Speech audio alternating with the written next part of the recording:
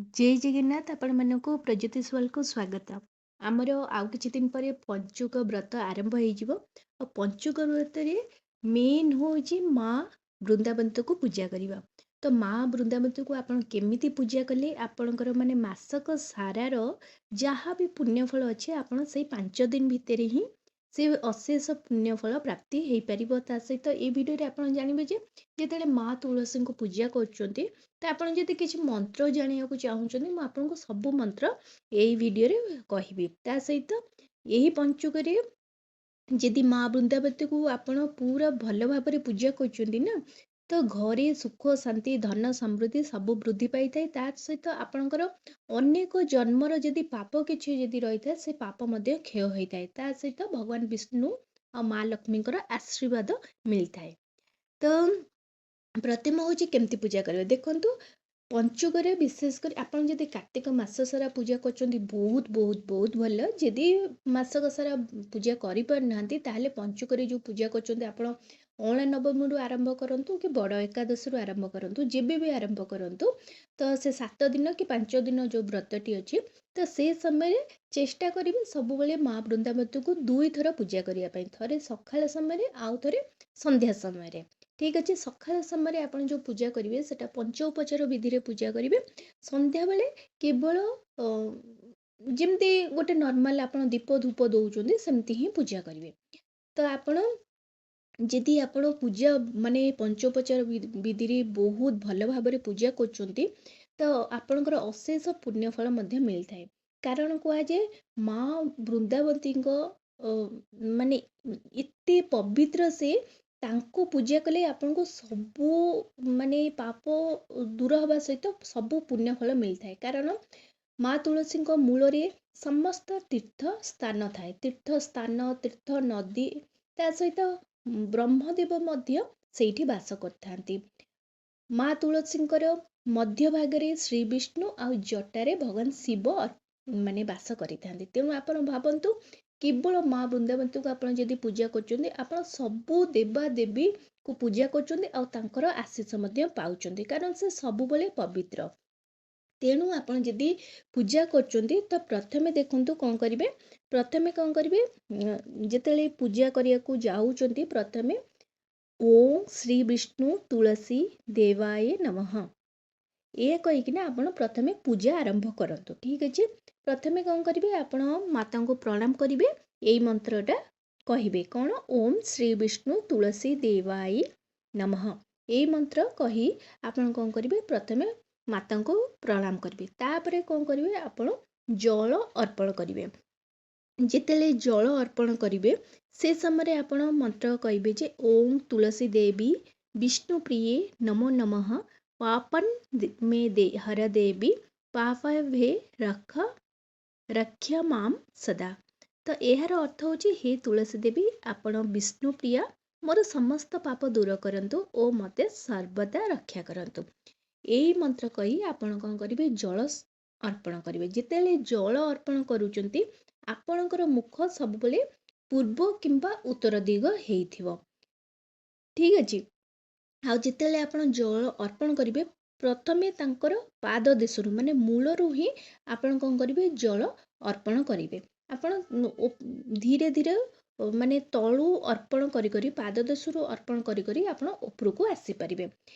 आउ सब बेले 3 थर जल अर्पण करेंगे माने अल्प अल्प हो पछे आपण 3 थर जल अर्पण करेंगे। आउ सेही जल को आपण कौन करेंगे निज मुंडरे माने टिके लगेबे। ठीक अछि तापरे आपण कौन करेंगे सिंदूर चंदन फूल अर्पण करेंगे।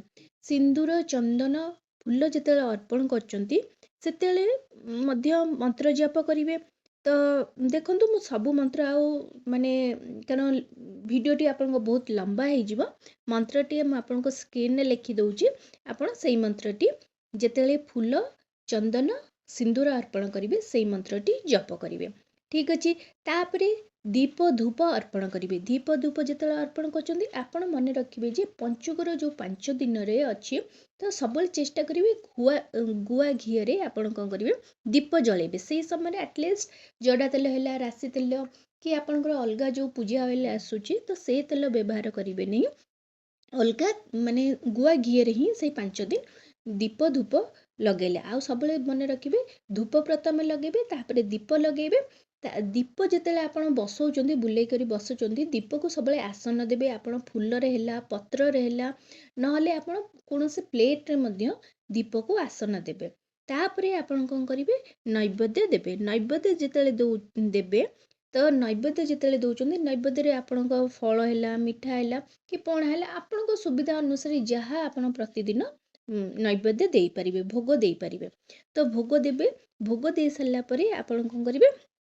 चाहिए जदि ये 5 दिन आपण कर्पूर आरती करें और शेष में प्रार्थना करेंगे ठीक अच्छे कर्पूर आरती करेंगे प्रार्थना करेंगे आउ तापर मन रखिए जदि आपण तुलसी माने माँ तुलसी वृंदावती पाखे जदि आप नाली कपड़ा कि वस्त्र अर्पण करना पूजा कर तो सेमती करेंगे पूजा जिते आप जल समर्पण करेंगे तापर आपण कौन करेंगे नाली गोटे कनारे कौन करेंगे शंखा 2टा दे आपण कौन करेंगे तांको माने तांको और अर्पण करेंगे ठीक अच्छे अर्पण करेंगे और सेटा आपण डेली चेंज करिया दरकार नहीं आपण थरे बांधी देले सेटा आपण रहिबे आपण जेतले खुशी लागिवो गोटे नुआ पर्व आसीबो कि गोटे नुआ किछि पूजा अछि त आपण चेंज कर परिबे ठीक अछि नुआ किछि वस्त्र आपण अर्पण कर परिबे बुझिले मु आपण देखंतु मंत्र सबु माने सेथिरे लिखि देछि आपण निजे स्क्रीनशॉट मारी नै परिबे आ मन रखिबे जेमती आपण सकाळे पूजा कले तापर आपण कौन करेंगे शेष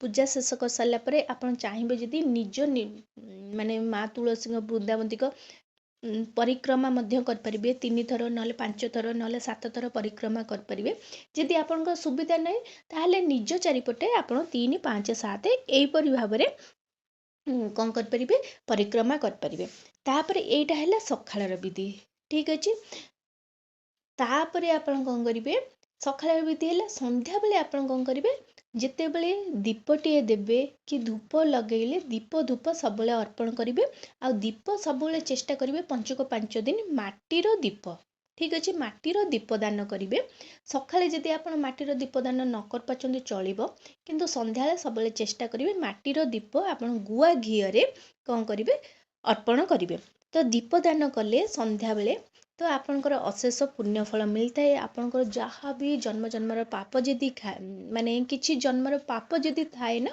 से पापटा क्षय हुए ता सहित माँ लक्ष्मी आशीर्वाद मिलता है घरे शांति सुख शांति समृद्धि सबकिछि मिलता है तेणु आपण कौन करेंगे यही समय माने पंचुक 5 दिन टिके भलरे माँ को पूजा करने को चेष्टा करेंगे आशा करछि भिडियोटी आपण मानक बहुत पसंद आसथिबो जदि आछि ताहले एही चैनल को जल्दी करी लाइक शेयर सब्सक्राइब कर दियंतु नमस्कार।